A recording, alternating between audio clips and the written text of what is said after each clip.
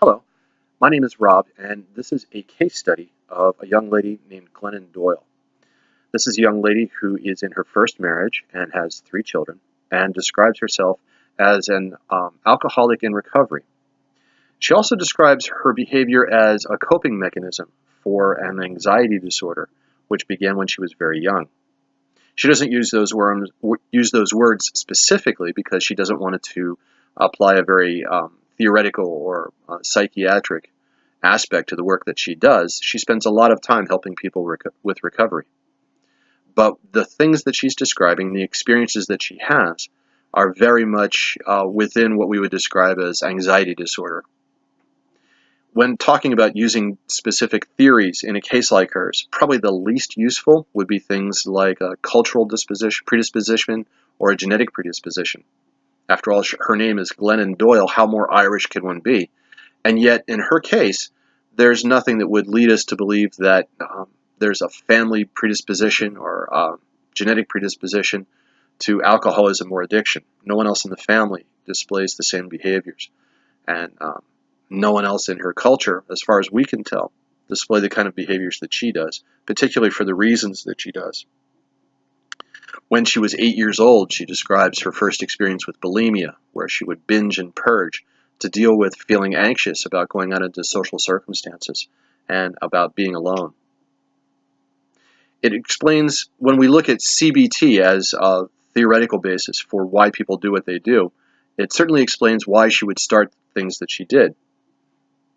If she's feeling anxious, she needs to feel better in the moment. She needs to get through the crisis. And she learns that binging and purging, and later drinking and getting into what you would call unhealthy relationships, are a way for her to numb the feelings, for her a way to get through the crises that she's feeling. And these are certainly well within the realm of what we would describe as coping behaviors, coping mechanisms.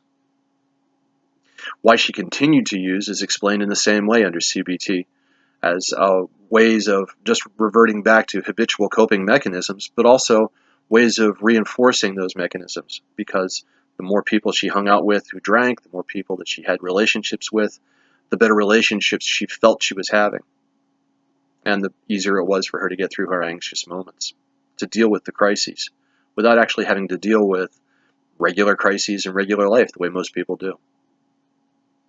CBT also explains the most important question for her life is, why did we stop?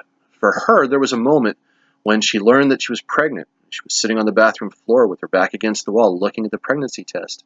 And in that moment of crisis, she decided that she needed to recover from her addictions. She needed to have a different kind of life. And that's when she turned the corner.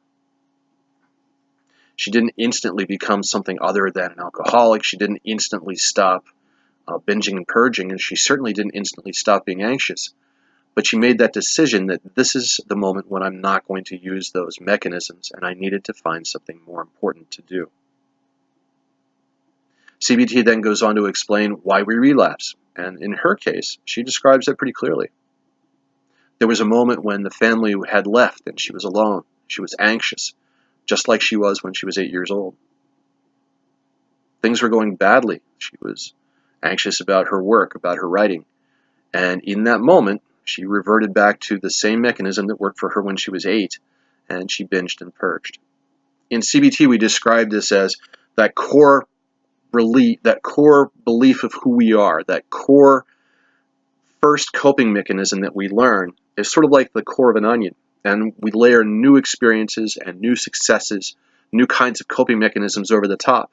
But in a crisis, if each of these fail to work, the coping mechanism like walking the dog or talking to my husband or playing with my children, if those aren't available, what's left is that core experience, that coping mechanism, that way of coping we had early on is still there at the core of the onion, that who we are. And she describes this very clearly in her discussion on why she relapsed and went back to binging and purging. How then to strengthen her future recovery is the other question. And again, using CBT is a good way to explain how that might be possible. But in addition to that, one would probably want to use something like a family-based therapy, because in her case in particular, the core of everything that she talks about is relationships. When she was anxious as a child, it was because she was alone, or she had to go out into society, had to go to school and deal with other children. When she relapsed as an adult, it was because the kids weren't there. Then we can look into her future and see there will be moments when those children become adults and leave, when they go to college, when there are accidents, when her husband grows ill, when she may be alone one day, just because she's a speaker and she travels and everyone else is somewhere else and they can't answer the phone at that moment. In those circumstances, she'll need to find other kinds of coping mechanisms in order to deal with those moments without relapsing back into those old mechanisms we know are at the core of who she is. We also know that there were some parts of that experience, those addictive behaviors, that were not just coping mechanisms, but ways of experiencing joy and happiness. When we talk about needs, basic psychological needs for everybody, William Glasser describes this. Everybody has a need for fun and freedom and belonging and love, of control, of respect. Gaining all those kinds of needs and having all those needs met were things that she was able to do in those experiences when she was at the depths of her addiction. And having other ways to meet those needs are important, but also some of the things that she did are not unhealthy things to do. They're just associated with unhealthy things. For example, she describes how she misses going out to dance. Dancing is not unhealthy. Dancing is not a bad way to have a relationship with someone, but if you need to drink before you dance, that's unhealthy. And so if we were talking about her future and finding theoretical bases to help her strengthen her recovery, perhaps something like Virginia Satir's power relationships or Salvador Minuchin and his family systems theory would be as helpful as anything in describing ways that she could find models of behavior and coping mechanisms that would work for her for the future. How can I go dancing without drinking? That's something to do with the way you communicate with your husband. How can I go out and have fun with my friends without getting into that relationship where they're all drinking and I'm not and it's uncomfortable? Well, that has something to do with that power relationship that you have with your friends and the way you communicate with others. That's all something that's described in systems and family therapies. So in a therapy circumstance, probably that theory would be most helpful. I hope this is helpful in a discussion. Thank you.